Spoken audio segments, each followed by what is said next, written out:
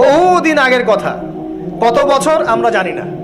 একজন প্রতাপশালী বাদশা ছিল, এখনকার বিশ্ব নেতাদের মতোই পরাশক্তি, ওই যে আসহাবুল কাহাফের মতো, বা ওই নমরুদের মতো, বা ওই যে ফেরাউন তার মতো একজন প্রতাপশালী বাদশা ছিল।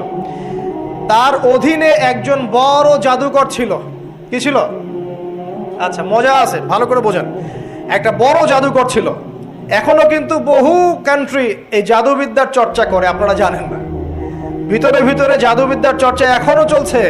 আর এই জাদু সত্য, জাদু সত্য, চোখের বদনজরও সত্য। সায়েন্স বিশ্বাস করুক না করুক, এগুলো সত্য। কারণ কোরআন বলেছে সত্য, ব্যাস সত্য। জিন সত্য নাকি মিথ্যা? ফেরেশতা সত্য না মিথ্যা? কবরের আযাব সত্য না মিথ্যা? এগুলো তো চোখে দেখা যায় না, বিশ্বাস করলেন কিভাবে? এই চোখে দেখা যায় না বিশ্বাস করেছেন বলেই তো আপনি মৌলবাদী। চোখে দেখা যায় না, অহেতুক বিশ্বাস করছেন, অতএব আপনি একজন মৌলবাদী মানুষ। বুঝতে পারছেন তো? এই বিষয়গুলো বিশ্বাস না করলে কি আপনি মুমিন হতে পারবেন? আচ্ছা, কবরের আযাব সত্য না মিথ্যা আমরা বিশ্বাস করেছি, তোমরা মরার পরে বিশ্বাস করো। আমরা মরার আগেই বিশ্বাস করেছি, তোমরা মরার পরে বিশ্বাস করো। তারপর তোমরা পাক্কা মৌলবাদী হয়ে যাবে। যখন মরার পরে যখন কঠিন কবরের আযাব শুরু হবে, দেখবা যে আইন আল ইয়াকিন।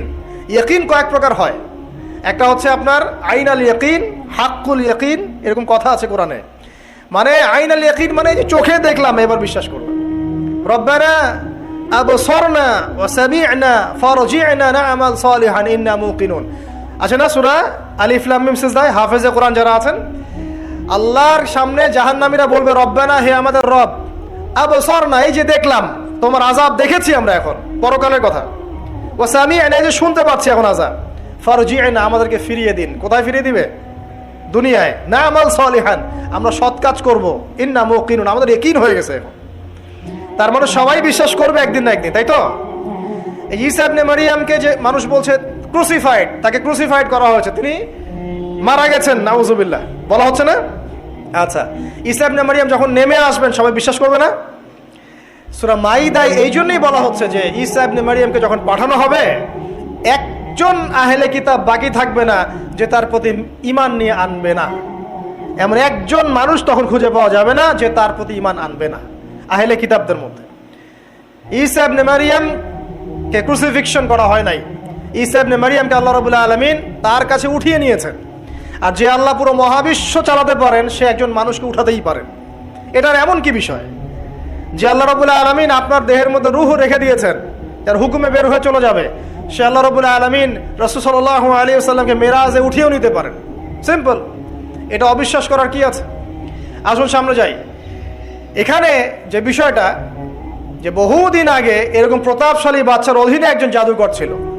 এই জাদুকরের যখন বয়সটা বুড়ো হয়ে গেল, তখন সে তার ওই বাদশাকে বলছে যে আমার তো বয়স শেষ, আমার এই বিশাল জ্ঞানগুলো কি করব? আমাকে একজন বালক এনে দিন, যেই বালককে আমি এসব জাদুবিদ্যা শিখিয়ে দিব। ওই যেরকম ছোট বাচ্চাদের মধ্যে একজন। তো এরকম একটা ফুটফুটে সুন্দর বাচ্চাকে খুঁজে বের করা হলো, যে বাচ্চাটা বিচক্ষণ। একে নিয়ে আসা হলো জাদুকরের কাছে। এবার জাদুকর তাকে জ্ঞান শিখায়, জাদু শিখায়। জাদু শিখাতে শিখাতে শিখাতে শিখাতে সে একটু পরিণত হচ্ছে, মানে কৈশোরে পদার্পণ করল। এখন সে যখন জাদু শিখতে আসে, আসার পথে রাস্তায় দেখে একজন পাদ্রী আছে। পাদ্রী মানে কি? পাদ্রী মানে দরবেশ, মানে যে আল্লাহ বিশ্বাস করে, হয়তো আগেকার আসমানি কিতাবে সে বিশ্বাস করত। এমন একজন পাদ্রীর সন্ধান সে পায়। সে ওই পাদ্রীর কাছে গিয়ে বসে। সেই পাদ্রী তাকে আসমানি কিতাবের যে মর্ম, যে বাণী, এগুলো শোনায়। তার কাছে খুব ভালো লাগে যে মাশাআল্লাহ, এটার ইমানের স্বাদ। যখন কোরআন শুনি আমাদের ভালো লাগে না? আসমানি কিতাব যখন শুনে তার কাছে ভালো লাগে। সে বলে যে আমি এটা শিখতে চাই। তখন এই পাদ্রী তাকে বলে, তুমি তো জাদু শিখতে যাও এই বাদশার দরবেশের কাছে, বাদশার জাদুকরের কাছে, যদি ওরা জানতে পারে তাহলে তো সমস্যা। তাহলে উপায় কি? যখন তুমি ওখানে যাবে, যখন দেরি হয়ে যাবে, তখন বলবে বাসার থেকে বের হতে দেরি হয়েছে, বাসার থেকে বের হতে দেরি হয়েছে। আর আমার এখানে বসে যখন বাসায় যাবে, তখন বাসায় গিয়ে বলবে যে ওখান থেকে, ওই যে জাদুকরের কাছ থেকে আসতে দেরি হয়েছে। মানে কৌশল অবলম্বন করতে তিনি শিক্ষা দিলেন। কৌশলের প্রয়োজন আছে না? উদউ ইলা সাবিলি রাব্বিকা বিল হিকমা, হিকমার দরকার আছে না? সত্য থেকে সরে গিয়ে নয়, কিন্তু কৌশল তো করার দরকার আছে। নবী সাল্লাল্লাহু আলাইহি ওয়াসাল্লাম যে হিজরত করেছেন, মক্কা থেকে মদিনা চলে গিয়েছেন, সবাইকে জানান দিয়েছিলেন, এই শোনো আমি হিজরত করছি? জানান দিয়েছেন? রাতের বেলা বের হয়েছেন, কৌশল, রাতের বেলা বের হন নাই, এবং তাকে মারার জন্য চারপাশ থেকে লোক ঘিরে রেখেছিল। এর মধ্য দিয়ে আল্লাহ রাব্বুল আলামিন তাকে বের করে নিয়ে গেছেন। তিনি কি সবার সামনে ফেসবুকে জানান দিয়েছেন, এই দেখো আমরা বেরোচ্ছি? তো তোমরা তো কৌশলই বুঝো না দিনের কাজের, যে কাজ হবে 1%, আই ওয়াশ হবে 99%। এখনকার এই যুগ, হ্যাঁ, দিনের কাজ হবে 1%, আই ওয়াশ শোডাউনই বেশি। এই শোডাউন করতে করতে মানুষের চোখ লাগে, যত চোখ লাগে তত সমস্যা সৃষ্টি হয়, এবং আস্তে আস্তে আস্তে আস্তে দিনের দায়রা মাইনাস হতে থাকে। এই যে এই বিষয়টার পিছনে তোমরাও দায়ী, কৌশল তো বোঝো না। তো স্মার্ট এবং বিচক্ষণ মুসলিমদের বড় অভাব আছে এখন পৃথিবীতে। যতক্ষণ পর্যন্ত বিচক্ষণতা অর্জিত হচ্ছে না, ততক্ষণ পর্যন্ত ইসলামের বিজয় হচ্ছে না, এটা মাথায় রাখেন। তারপর সামনে যান। এবার এই বাচ্চা খুব সুন্দর করে ব্যালেন্স করলো, একবার এখানে যায় একবার ওখানে যায়। এই করতে করতে ওই যে জাদুকরের ইন্তেকাল হয়ে গেল, মারা গেল জাদুকর। এবার এই বাচ্চার কাছে মাশাআল্লাহ অনেক এলেম কালাম আছে। এদিকে সে পাদ্রীর জ্ঞানে দীক্ষিত হচ্ছে। দীক্ষিত হতে হতে তার মধ্যে আল্লাহ পাকের প্রতি একটা পরিপূর্ণ ঈমান চলে আসে, সে মুসলিম হয়ে গেল আলহামদুলিল্লাহ। তো মুসলিম হওয়ার পরে একদিন সে যখন বাদশার কাছে যাচ্ছে, রাস্তায় একটা বিশাল জন্তু দেখা যাচ্ছে। বিশাল জন্তু, কিরকম জন্তু আমরা জানি না। ঠিক ওই যে দাব্বাতুল আরদ সামনে বের হবে, কিয়ামতের 10টা নিদর্শন আছে বড় বড়, তার মধ্যে একটা হচ্ছে দাব্বাতুল আরদ, জমিন থেকে ফুড়ে একটা প্রাণী বের হবে। আর এখন মানুষ এগুলো বিশ্বাস করবে না আমি জানি, 2 দিন পর নাসা যখন বলবে তখন বিশ্বাস করবে। কথা কি বুঝতে পারছেন? তবে প্রাণী এই পৃথিবীর নিচে আছে। রাসূল সাল্লাল্লাহু আলাইহি ওয়াসাল্লাম বলছেন 10টা আলামত না আসা পর্যন্ত কিয়ামত হবেই না। তার মধ্যে একটা হচ্ছে দাব্বাতুল আরদ, জমিন থেকে একটা প্রাণী বের হবে, এবং এই প্রাণী শুধু বেরই হবে না, মানুষের সাথে কথাবার্তা বলবে।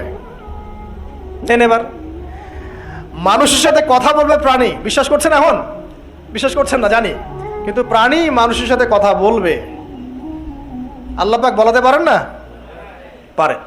আচ্ছা সামনে যান। ওই প্রাণী যখন দাঁড়িয়ে আছে রাস্তায়, এখন এই বালক বলছে আজকে আমি প্রমাণ করে নিব যে আল্লাহর আনুগত্যশীল ওই পাদ্রী সঠিক নাকি ওই জাদুকর সঠিক। এবার সে একটা ইট হাতে নিল, পাথর হাতে নিয়ে সে বলছে, আল্লাহ তোমার কাছে যদি ওই জাদুকরের কাজের চাইতে এই পাদ্রীর কাজ বেশি পছন্দনীয় হয়, এই ইটের আঘাতে এই জন্তুকে তুমি মেরে ফেলো আল্লাহ। এ বলেছে বিসমিল্লাহ বলে পাথর নিক্ষেপ করলো। নিক্ষেপ করার সাথে সাথেই জন্তু ডেড। তখন তার আইন আল ইয়াকিন, হাক্কুল ইয়াকিন হয়ে গেল যে হ্যাঁ, আল্লাহর কাছে এই পাদ্রীর আমলই সবচেয়ে বেশি পছন্দনীয়। তার আর মনে কোনো সংশয় থাকলো না। কিশোর মানুষ না, কতটুকুই বা বোঝেন নাই? এবার তার মধ্যে একটা ইয়াকিন চলে আসলো এবং সে পরিপূর্ণ মুমিন মুসলিম হয়ে গেল।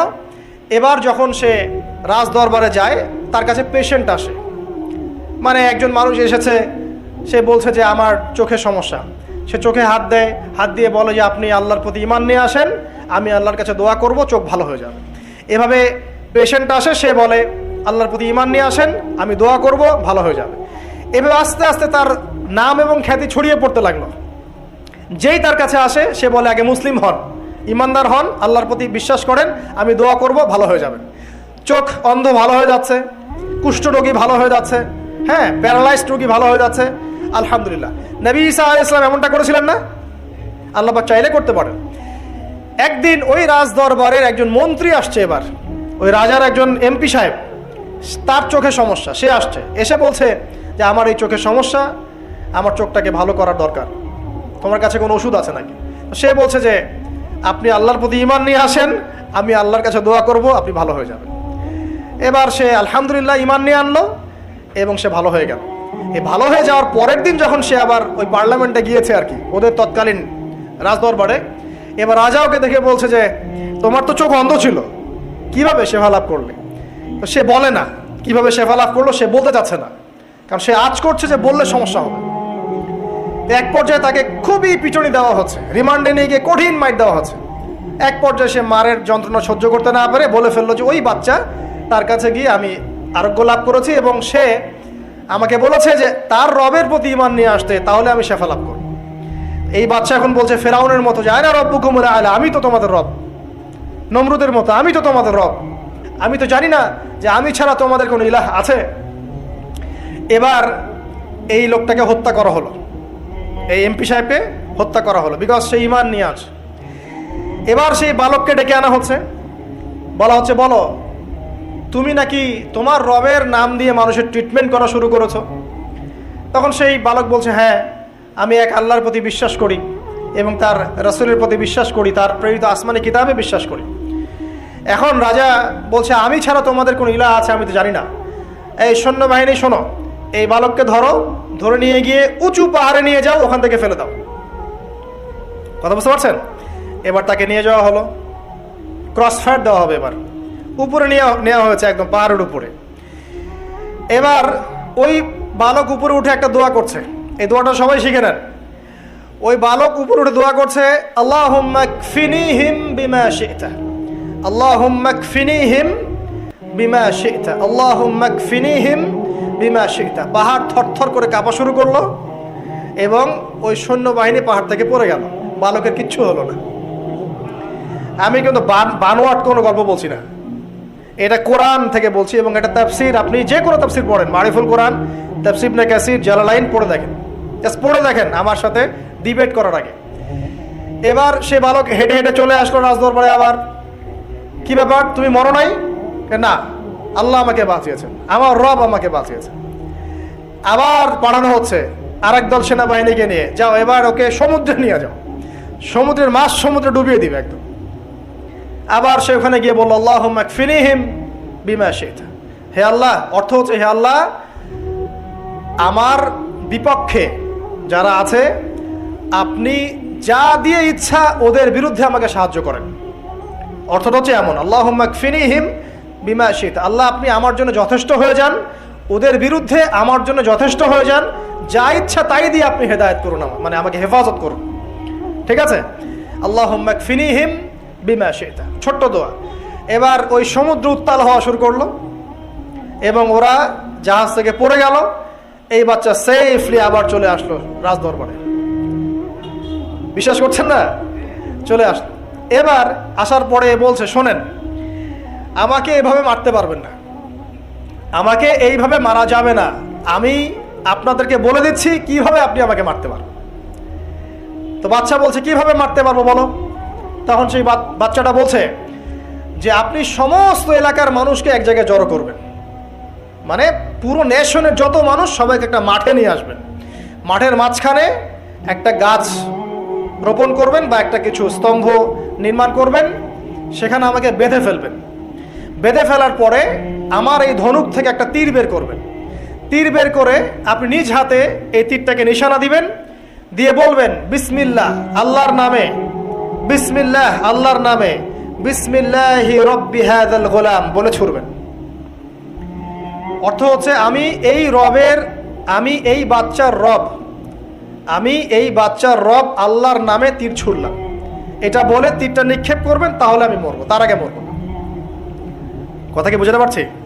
এবার তাই করা হলো, সমস্ত এলাকার মানুষকে এখানে জড়ো করা হলো। কথাটা ভালো করে বোঝেন, সমস্ত এলাকার মানুষ মানে কি ওই এলাকার সব মানুষ, মানে মুমিন কাফের যে আছে সবগুলাকে একত্রিত করা হলো। করার পরে বাচ্চাটাকে এভাবে একটা জায়গায় বেঁধে দেওয়া হয়েছে, খেজুর গাছে, তাফসীরে এসেছে খেজুর গাছে। এবার সে এখান থেকে তীর বের করে বাচ্চা বলছে বিসমিল্লাহি রব্বি হাযাল গোলাম, নিক্ষেপ করলো। তীরটা ঠিক, আল্লাহ পাকের দৃষ্টি দেখেন এত সূক্ষ্ম, ওইটাই বর্ণনা করেছেন। তীরটা ঠিক বাচ্চার এই জায়গায় লেগেছে, এই যে মাথার এইখান থেকে লেগে এদিকে বের হয়ে গেছে। ওই বাচ্চা ছেলেটার এই যে কপালের এই পার থেকে এই পার পর্যন্ত তীর চলে গেল এবং বাচ্চাটা শহীদ হয়ে গেল আলহামদুলিল্লাহ। এবং এই বাচ্চাটা যখন মারা গেল বা শহীদ হয়ে গেল, আর সারা এলাকার মানুষ কি দেখলো, দেখলো যে বাচ্চা তাকে দুইবার চেষ্টা করে মারতে পারে নাই, কিন্তু তার রবের নাম যখন নেওয়া হয়েছে, আল্লাহর নাম নেওয়া হয়েছে, মারতে পেরেছে। দেন অ্যান্ড দেন পুরো এলাকার সমস্ত মানুষ মুসলিম হয়ে গেল আলহামদুলিল্লাহ। একজন বাচ্চার জীবনের বিনিময়ে সমস্ত এলাকার মানুষ ইসলামের হেদায়েত পেয়ে গেল আলহামদুলিল্লাহ। এবার বাচ্চার মাথা তো আরো খারাপ, একটাকেই সামলাতে পারছিলাম না, এবার তো সমস্ত এলাকার মানুষ মুসলিম হয়ে গেছে। এখন কি করবেন? এখন সেনাবাহিনীকে আদেশ করা হয়েছে সমস্ত মানুষগুলোকে জড়ো করো, জড়ো করে একটা গর্ত খোঁড়ো একটা গর্ত খুঁড়ে সেখানে আগুন জ্বালাও, আগুন জ্বালিয়ে সমস্ত মানুষকে ফেলে দাও। দৃশ্যটাকে কল্পনা করতে পারছেন? একটা পুরো এলাকার মানুষকে একটা মাঠের মধ্যে একত্রিত করে সেখানে আগুন জ্বালিয়ে সবাইকে সেখানে ফেলে দেওয়া হলো এবং তারা চতুর্দিক থেকে এটাকে অবলোকন করতে লাগলো, মজা উপভোগ করতে লাগলো। এটাই আল্লাহ পাক বলছেন, কুতিলা আসহাবুল উখদুদ ইয হুম আলাইহা কুউদ ওয়া হুম আলা মা ইয়াফআলুনা বিল মুমিনিনা শুহুদ। শেষ পর্যায়ে তাফসীরে এসেছে, শেষ পর্যায়ে একজন মায়ের কোলে একটা ছোট্ট বাচ্চা ছিল। তো সেই মা নিজে লাভ দিবে এটাতে তার কোনো সমস্যা নেই, কিন্তু বাচ্চাটাকে নিয়ে লাভ দেওয়ার জন্য সে ইতস্তত বোধ করছে। তখন আল্লাহ রাব্বুল আলামিন সেই ছোট্ট বাচ্চাটার কোলে, সেই ছোট্ট বাচ্চাটার জবানের মধ্যে আল্লাহর কুদরত নিদর্শন নাজিল করলেন। ওই বাচ্চাটা কথা বলা শুরু করলো। সেই বাচ্চাটা বলল, ইয়া উম্মা, হে আমার মা, লা তাখাফি, তুমি ভয় করো না, ফাইন্নাকি আলাল হক, কারণ আপনি সত্যের উপর আছেন, লাভ দিন। যারাই সে অগ্নিকুণ্ডে সেদিন লাভ দিয়েছে তারাই জান্নাতের স্বাদ পেয়েছে, আলহামদুলিল্লাহ। এই হলো আসহাবুল উখদুদের ঘটনা, যেটা আল্লাহ রাব্বুল আলামিন সূরা বুরুজের মধ্যে বলেছেন। এখানে একটাই শিক্ষণীয় বিষয়, ঈমান এর শক্তি। একজন ছোট্ট বালকের মধ্য দিয়ে কিভাবে আল্লাহ রাব্বুল আলামিন পুরো নেশনকে হেদায়েত করতে পারেন, এবং আল্লাহ রাব্বুল আলামিন সমস্ত পরিকল্পনার উপরে মহা পরিকল্পনাকারী, এবং আল্লাহ সুবহানাহু ওয়া তাআলা তাদেরকে চিরস্মরণীয় করে রেখেছেন কোরআনের পাতায়। কিয়ামত পর্যন্ত মানুষ এই ঘটনা পড়বে, তাদের থেকে শিক্ষা গ্রহণ করবে না? তা আল্লাহ রাব্বুল আলামিন সবচেয়ে বেশি স্মার্ট না আমরা সবচেয়ে বেশি স্মার্ট? এরপরে আল্লাহ রাব্বুল আলামিন বলছেন যে তারা ঈমান আনা ছাড়া অন্য কোনো অপরাধ করে নাই।